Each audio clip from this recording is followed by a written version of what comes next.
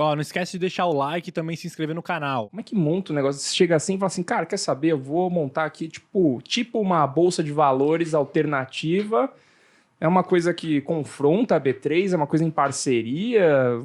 Como é que funciona isso, assim, cara? A gente está mais para celeiro do que um competidor, né? A gente está endereçando aí um nicho de mercado que até então no Brasil não tinha alternativa para que os investidores acessassem, né, gente? Então, são empresas de menor porte, né? Como o Primo acabou de comentar no início, né? Quando você chega em companhias lá na B3, são companhias bem mais maduras, né? Então, toda aquela época em que ela está crescendo bastante, que é o que a gente chama ali das empresas high growth, é o segmento, é o momento de maturidade que a Before tá endereçando, tá? Entendi. E por que vocês optaram, assim? Por que vocês entraram, assim, e falaram assim, cara, como é que foi a ideia disso? Como é que surge? Um dia E fala assim, cara, quer saber? Né? Tipo uma nova bolsa para essas empresas. Quer começar?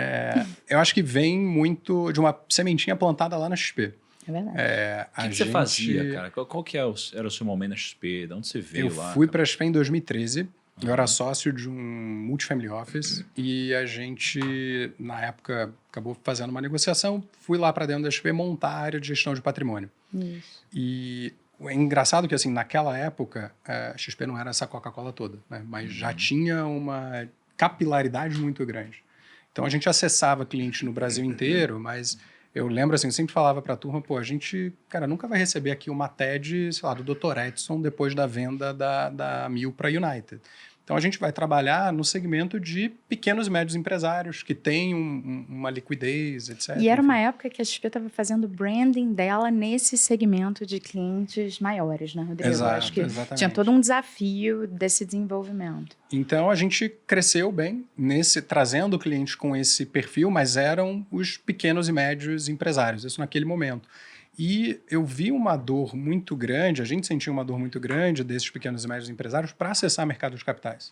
A gente, na época, eu era responsável pelo Fund of Funds, eu montei o Fund of Funds da XP.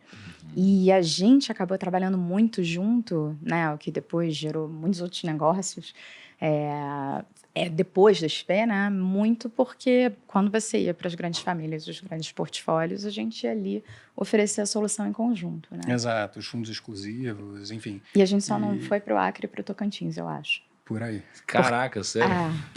É uma grande oportunidade de vida, porque quando a gente ia, né, visitar esses empresários, que eram os investidores, né, buscando abrir fundos exclusivos e tudo, a gente acabou tendo contato com um Brasil enorme, né, cheio de oportunidades de investimento. E a visão era tipo essa que você falou do Madeiro. Pô, você conhecia ali um empresário pequeno, médio, você fala, cara, que negócio sensacional, queria poder ajudar ele mais, porque a gente não tinha como ajudar além de, pô, vou fazer a gestão da tua liquidez, isso naquela época, depois evoluiu um pouco mais. E em muitos casos, pô, eu investiria nesse negócio aqui. Mas... Até porque o interesse da maioria deles era resolver a empresa, que é o grande patrimônio. Não é tipo mais 10% de CDI, 20% de CDI, o que a gente começa a falar quando os juros ficam altos, né? Exatamente. Então você cuidava de fundos, então você estruturava fundos de fundos para clientes. Isso. Né? Então um cliente ele tem um patrimônio elevado, e aí ao invés de ele escolher, vou comprar tal ação, vou fazer tal coisa, ele chega para uma estrutura como a sua, você monta um Fund of Funds, ele vai ter alguns benefícios tributários, vai ter alguma ajuda na gestão. Então, isso aqui era uma boa solução para alguns grandes investidores. E do outro lado, o Fisman, né, complementava esse processo porque você cuidava do atendimento de clientes desse porte. Era isso, Fisman? Isso, e todo o treinamento da rede para atender esses clientes, enfim, foi todo um processo que a gente passou ali na XP de levar essa cultura, esse mindset, esse conhecimento para atender o cliente high, ultra apoiar high, os assessores nisso. Exato. E aí vocês, rodaram o Brasil todo, conversaram com um monte de gente, e aí como que foi se desenrolar até vocês falarem, putz, quer saber, ao invés de usar a bolsa para operar de alguma forma, cara, vou criar esse negócio aqui? Acho que o ponto principal foi, a gente viu que não dava para essas empresas irem para a B3, né?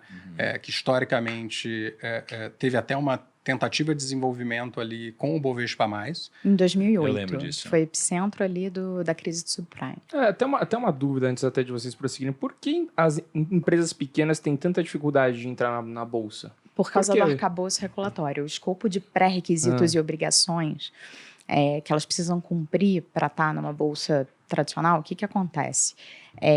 Tem uma resolução que apresenta a listagem disso, já é a resolução 80. E é obrigatório que você se registre, né, seguindo todos aqueles pré-requisitos. Sendo que aqueles pré-requisitos acabam sendo mais adequados para empresas um pouco mais maduras. Empresas menores não vão conseguir cumprir aquele arcabouço. Ou fica caríssimo até manter, né, um departamento de RI para cumprir com aquilo tudo. Então, inclusive a ideia da Before vem um pouco disso, porque se a gente olhar para o mercado local, vocês devem acompanhar a indústria de crowdfunding, vai? Sim.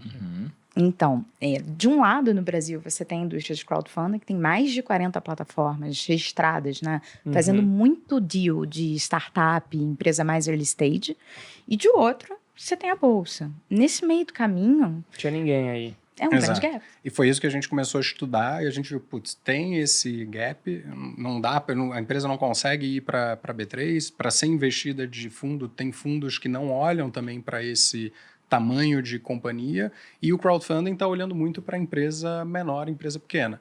E a gente começa, então... E os pré-requisitos são menores. Exato. Até, inclusive, o sarrafo é muito mais baixo. A gente fez um escopo de pré-requisitos e obrigações bem nesse meio do caminho mesmo. Exatamente.